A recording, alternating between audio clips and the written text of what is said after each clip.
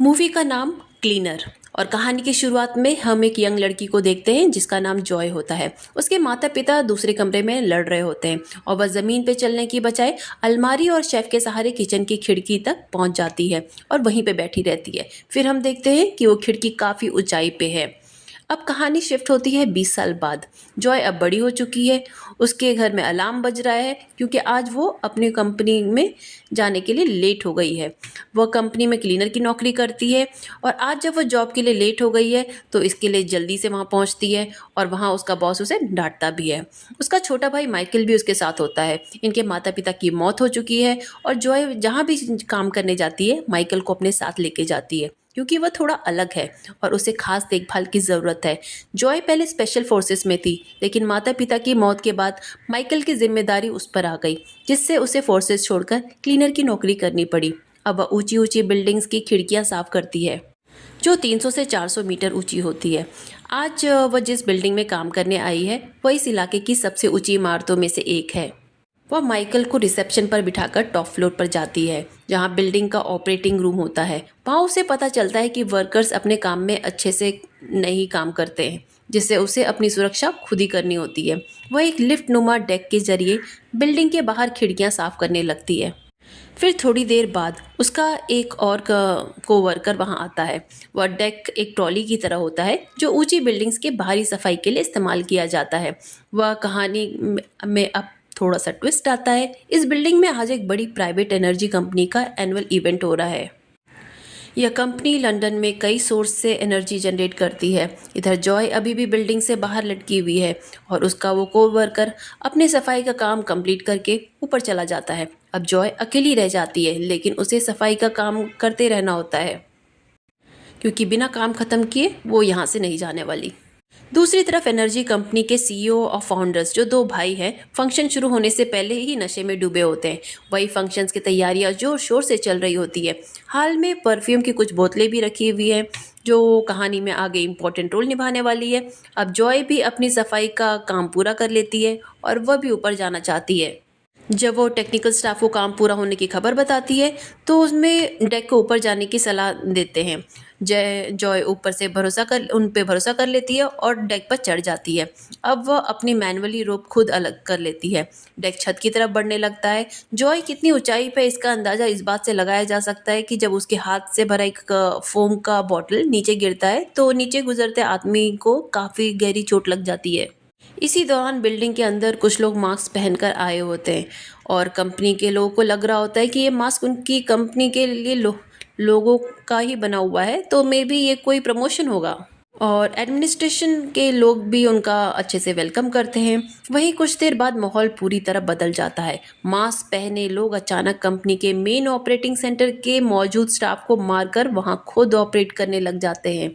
उसी समय जॉय की लिफ्ट ऊपर जा रही होती है, तभी वह एक डेड वर्कर का हाथ लगने की वजह से लिफ्ट बीच में ही रुक जाती है। अब वह बहुत ही खतरनाक जगह पे फंस गई थी, ठीक उसी फ्लोर पर जहाँ पे कंपनी का फंक्शन चल रहा है। अब मास्क पहने लोगों ने ऑपरेटिंग रूम का पूरा कंट्रोल अपने हाथ में ले लिया है और जॉय जो इतनी ऊंचाई पर फंसी हुई है वह कुछ नहीं कर सकती क्योंकि उसने अपनी सेफ्टी रोप पहले ही छोड़ दी थी, जिससे वह खुद को ऊपर या नीचे नहीं लेके जा सकती। अब उसकी बदकिस्मती यह है कि बिल्डिंग की खिड़की से अंदर का पूरा नज़ारा वो देख सकती है लेकिन कुछ कर नहीं सकती।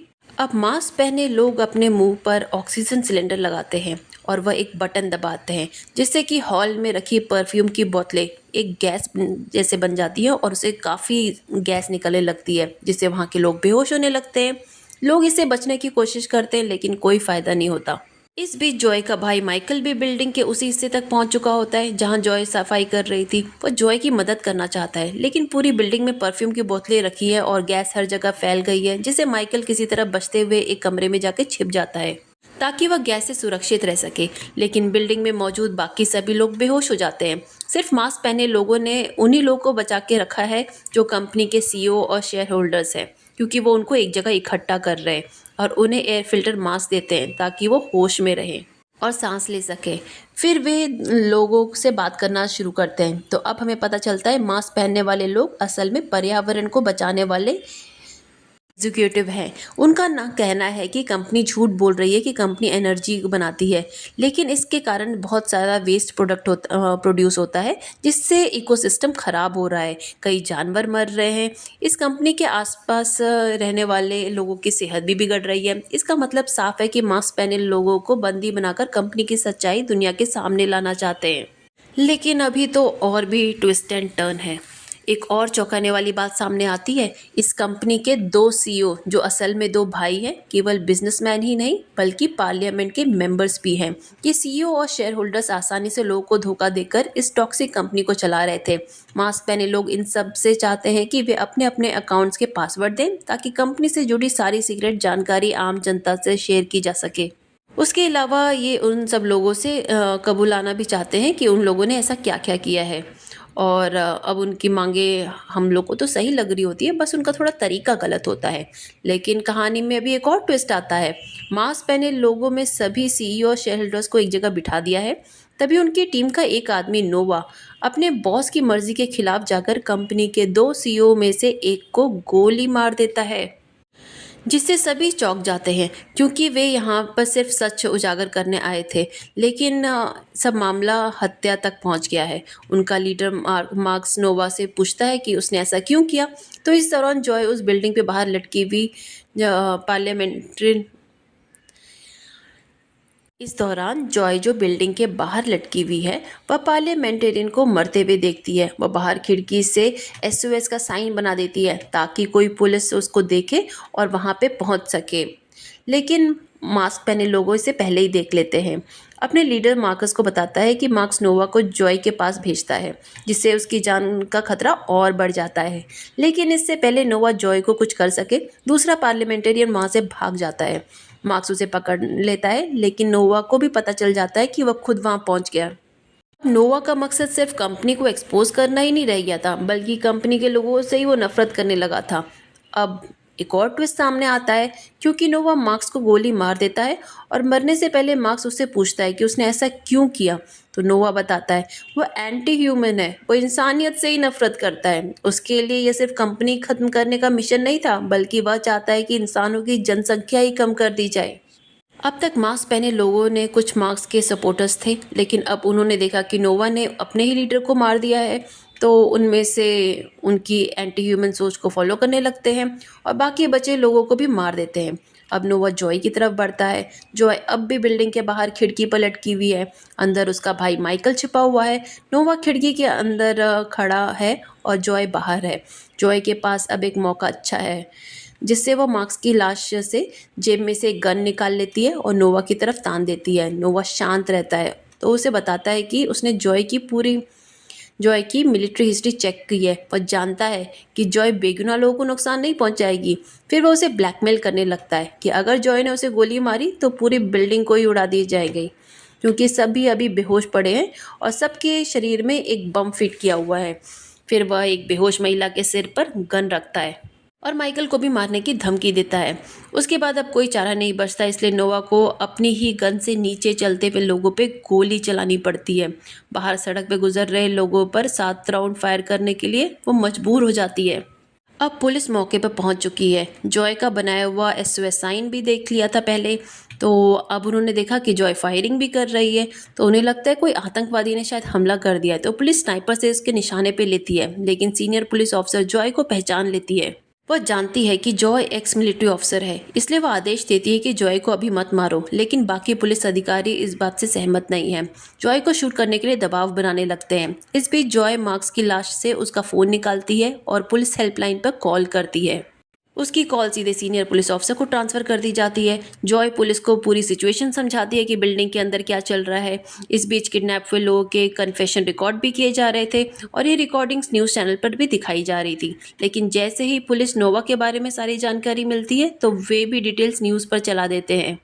ऑपरेटिंग रूम में बैठी हुई नोवा के को मकसद को जान लेती है। ऑपरेटिंग रूम में जो लड़की बैठी थी, वो भी इन मार्क्स वाले लोगों के साथ ही थी। जब वो न्यूज़ देखती है, तो उसे समझ में आता है कि नोवा असल में क्या करने वाला है।